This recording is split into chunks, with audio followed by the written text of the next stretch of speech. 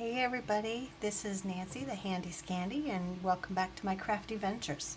So I have been promising a video on how to make watercolor plaid, and first I want to preface by saying I'm no expert at watercolor, I'm no expert at plaids.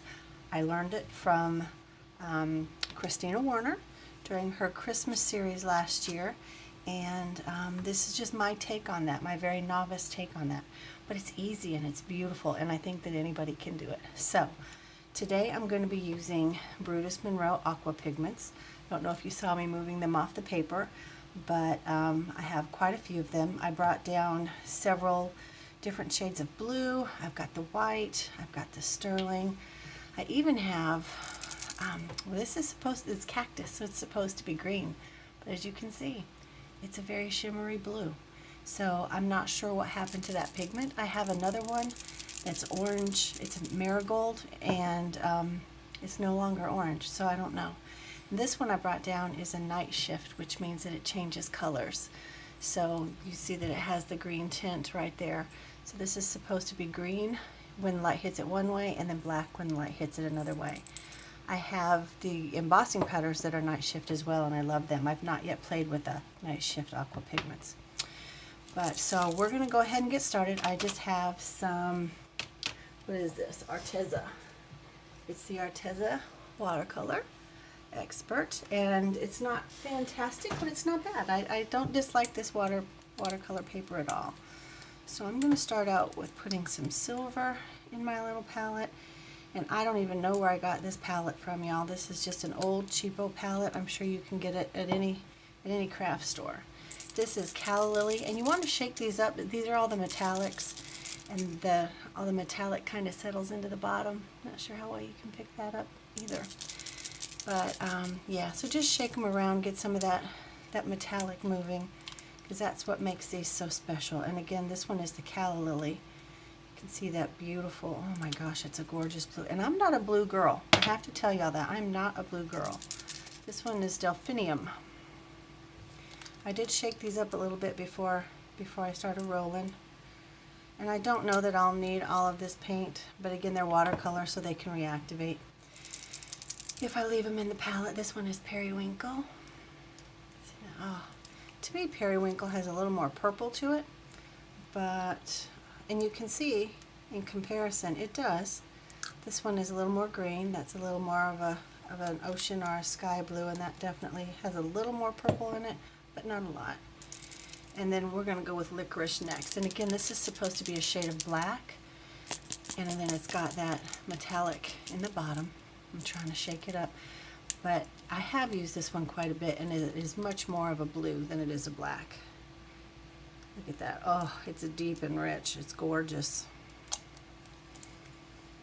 And then I've got a black as well, and I don't know if you can tell when the light hits that just right. There's a blue tint to the black even.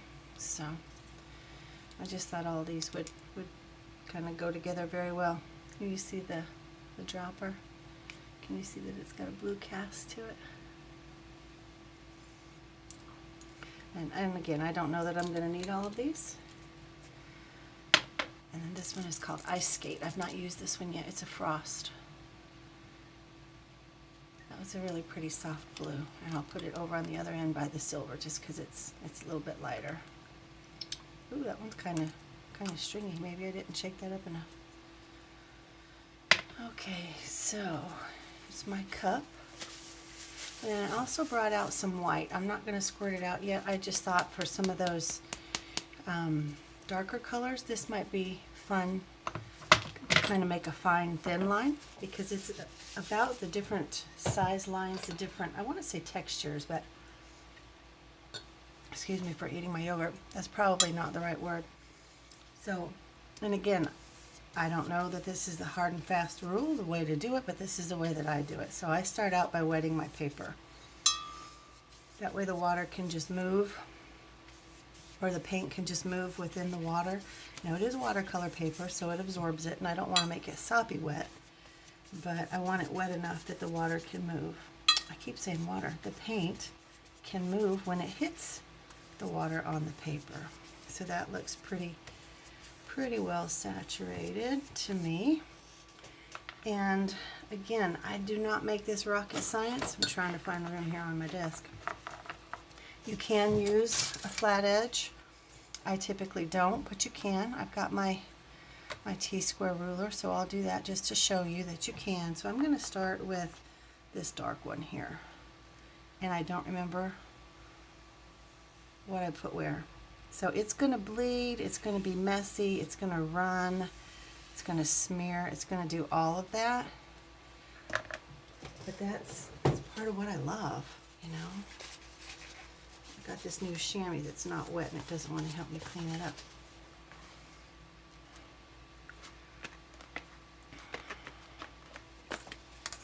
So all I did was dry the edge of the ruler off just so that I didn't transfer all that paint. Maybe I got my paper a little too wet, but again, it's, you know, it's watercolor. It's not rocket science. So, and it's a loose, it's a really, I don't know the word I'm looking for. Non-perfect. So I'm not even going to use the ruler anymore, y'all, because that just, I feel like it messed me up. So I'm going to go down about the width of the brush to make another line. One thing I've learned is the way to make a line is to look at where you want your brush to go versus where your brush is. And that will help you make a straighter freehand line.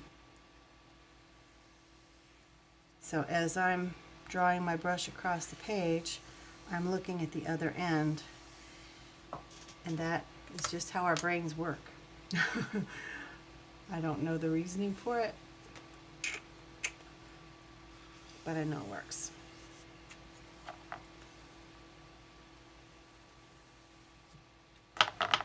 Okay, and so those lines used up all the paint I had in that well.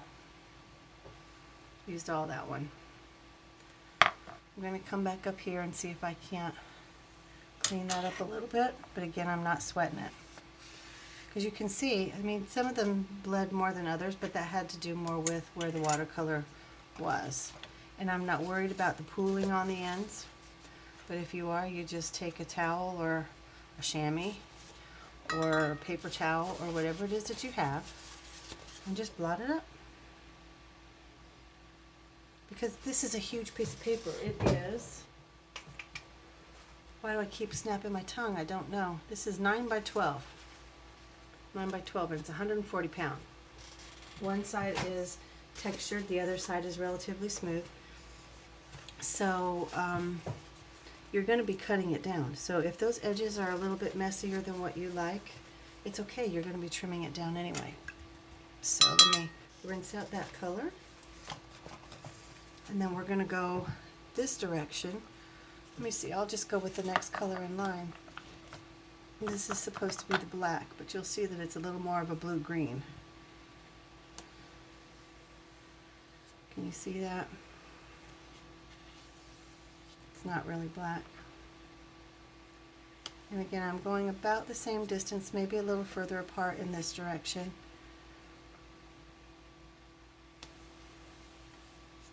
And if that randomness is too random for the way your brain works, use a measuring tool. It's okay. There's no right or wrong.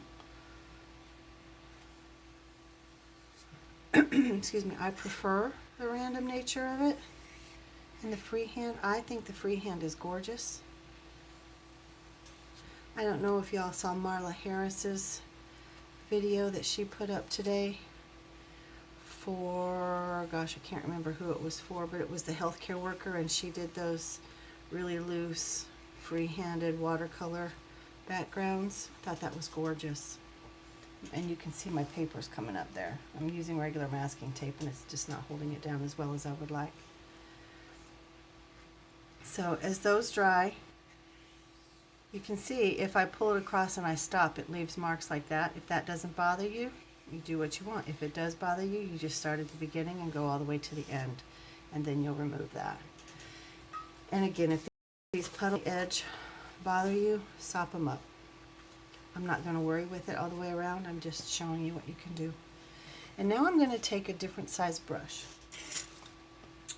And a flat brush I think is probably the best, just because it gives you the, I don't know what I'm trying to say. I don't know. a little more evenness, if you will, even though we're not necessarily going for evenness. And then you just go through and make lines going in the other direction again. And you can use the same colors, you can use different colors, you can make it monochromatic. I actually was going to do shades of black and gray, but this one black is the only black that I have from Brutus Monroe. In fact, I think it's the only one they have. But I just got to looking at what I had, and instead of using my Arteza pans, I decided I would use these aqua pigments because I love them and I haven't played with them in a little while. So, and you can see the similarity in the colors, and you can also see that the lines are definitely not the same width apart, especially once the colors start to run and seep and soak into the paper. But again, it doesn't matter. At least it doesn't matter to me. If this is not your cup of tea, please don't feel like you have to watch. Don't feel like you have to try this technique. I think it's super easy and it's fun. And what I'm going to do next is take a different type of brush. This is a Royal & Langnickel number 10. And I'm going to dip it into, let me see, I'm going to dip it into this guy. I don't even remember which one it is. And I'm going to go right through the middle of these thicker first lines that we did. Because if you look at tartans, if you look at plaids, and I know there's a difference, I couldn't tell you what it is, but I know that there's a difference.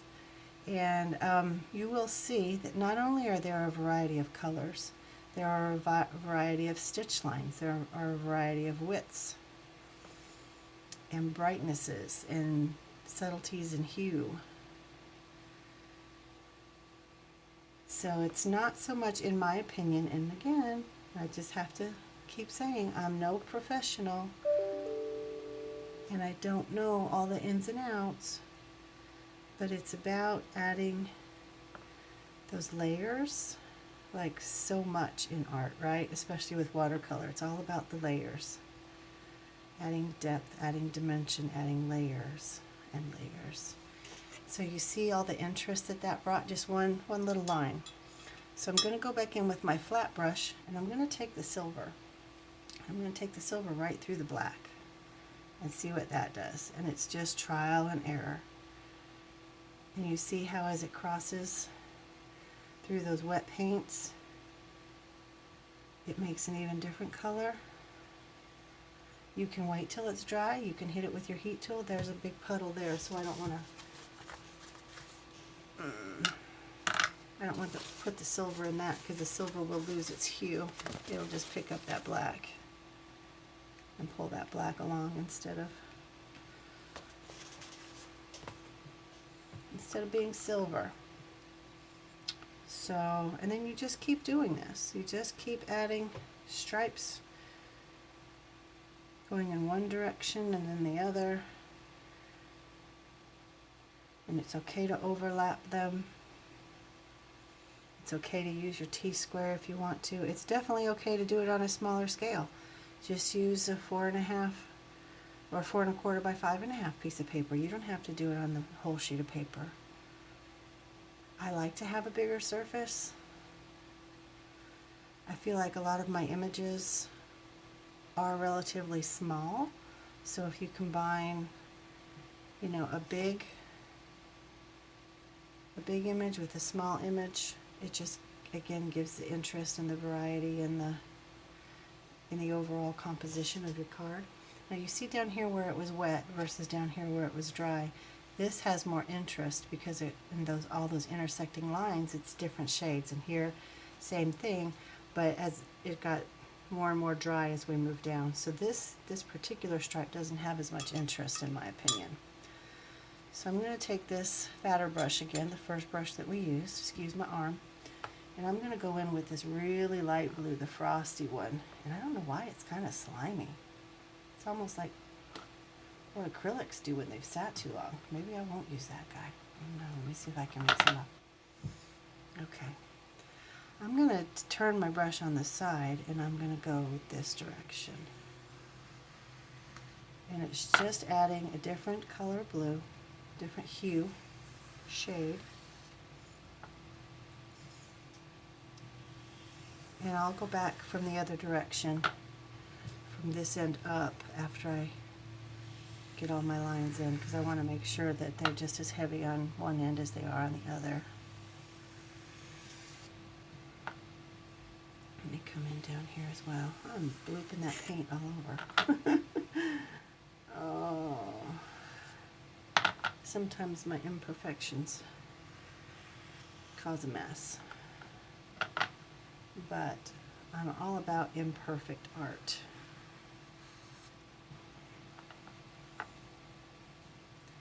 I don't feel like, at least for me, angles and perfection and all of that should be involved. I like my things to be a little more loose. I like asymmetry. I like imperfection in my art. So, what do you think so far? I'm thinking I'm going to go back in with that silver with this brush. Maybe I'll bring in the white at this point. What do you think? Go back down these darker plaids, or maybe I should take the dark down the other direction. Play. And that's really all you do. You just play. You feel it out. You see what feels good to you in that moment. What do you want to do? I am going to go down in this one with the white. Let's see, it picked up, it was wet there, so it started to pick up the silver. So I would say, let's not go in there with the white until it's all dry, because it's just picking up those other colors. And it might even reactivate them once they are dry. Yeah, it's not dry. I don't want to turn my heat gun on, so. No, not time for that.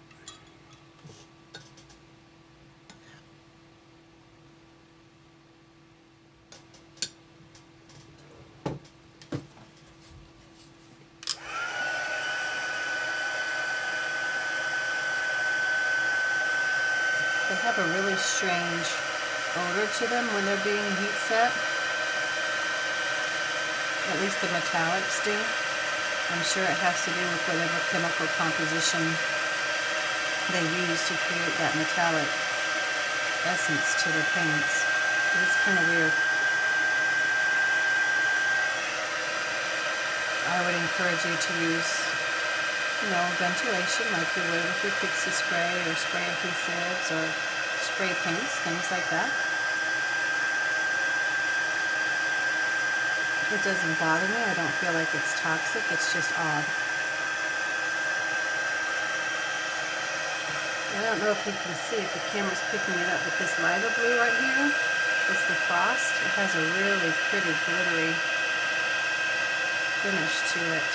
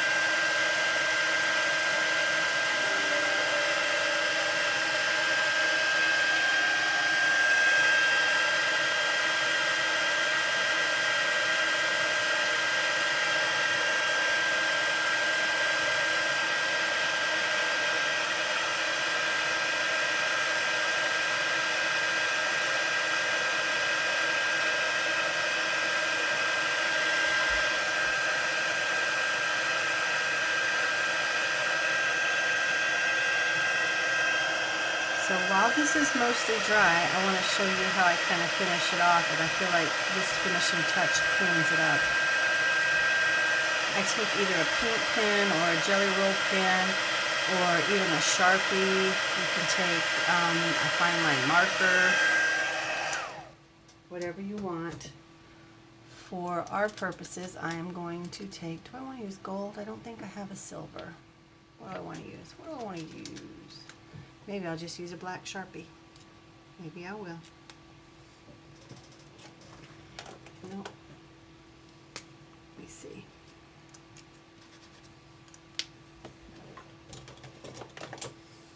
I'll take my Arteza Everblend. Let's see how well this does on that. And this is totally experimentation. But this is where I'll use a straight edge, because I feel like this little bit of detail cleans the whole thing up and finishes it off.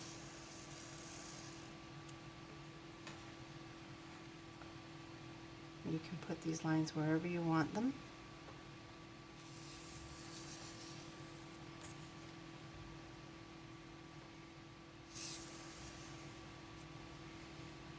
Yeah, that one was still too wet.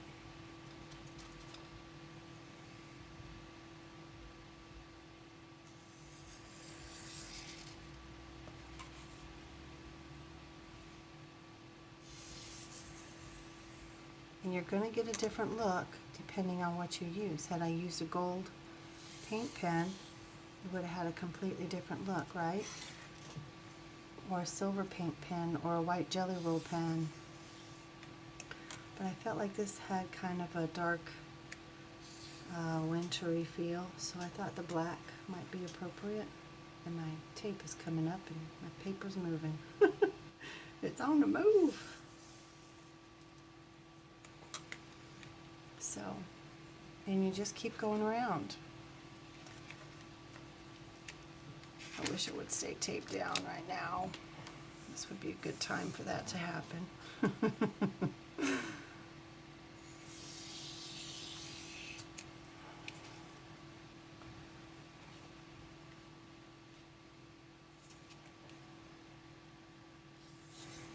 Oh, dang it. So, yeah, that's a big old bloop right there. So am I going to throw it away because of that? Heck no.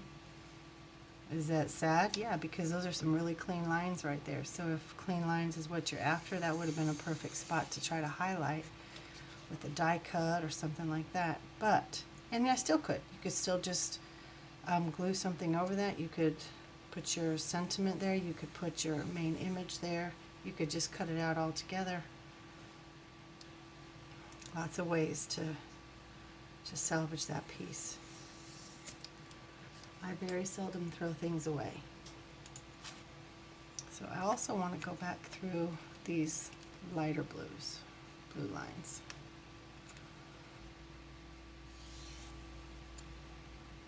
Try to keep my fingers out of the way.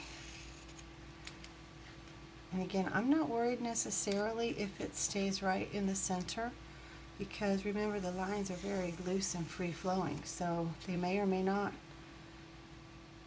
be straight enough to worry about a center.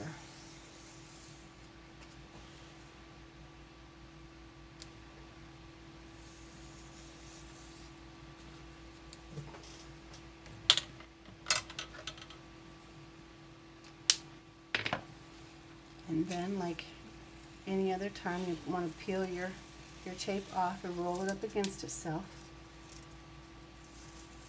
so that it doesn't rip your watercolor paper. You know, there's, in my opinion, almost always going to be some bleeding underneath.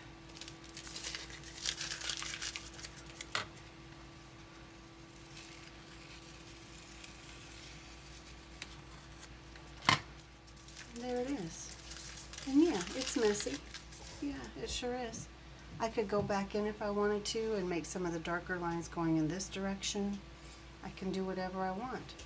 So I want to show you, if I can find real quick, some of the cards that I made with the failed failed attempt at a video recording. So this one I made. So same concepts, just different color scheme. And here I just took, for my finer lines on here, I took an Arteza water brush pen that coordinated with my colors. Actually, they're what I made, or what I colored those with. And then there's that one. And this one I did a gold paint pen and the watercolor pen.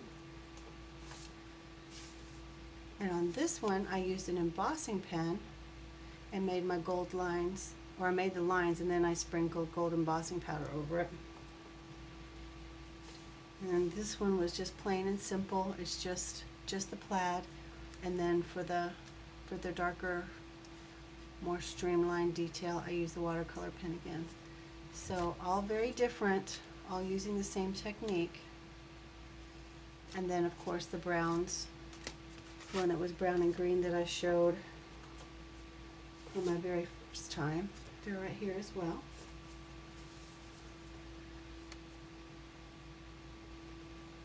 So it's just fun, it's simple. This is a mess. This die cutting job is not good, but it's just the plaid. And look, I even had some water drops. It just adds to the character. It's a splatter in its own right, isn't it? And you can use it however you want to and make them very different. So I will be showing you whatever I decide to make with those. There may be some snowman cards or some winter cards or big snowflakes. I have a big old snowflake from Colorado Craft Company from last year. So anyway, there it is. Mistakes and blobs and messes and all.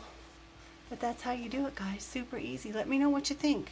Let me know if you think you're going to try. And if you do, please tag me. I'd love to see what you do.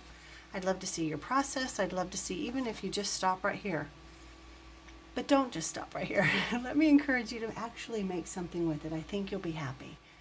Don't let the randomness and the messiness and the imperfections get under your skin. Roll with that. Make something with it. Because I'm telling you, these were the same. These were messy. They were imperfect. But once it becomes just a background, you're not seeing that imperfection. You're seeing the beauty of the overall card. So please, give it a shot. Let me know what you think. Let me see your final outcomes. And thanks for joining me, guys. Talk to you soon. Take care. Bye. Oh, before I say goodbye, I tend to forget this part. If you have not already subscribed to my channel, I'd appreciate it if you would consider doing so now and hit that bell so you'll be alerted as I create more videos and content and share fun things with you.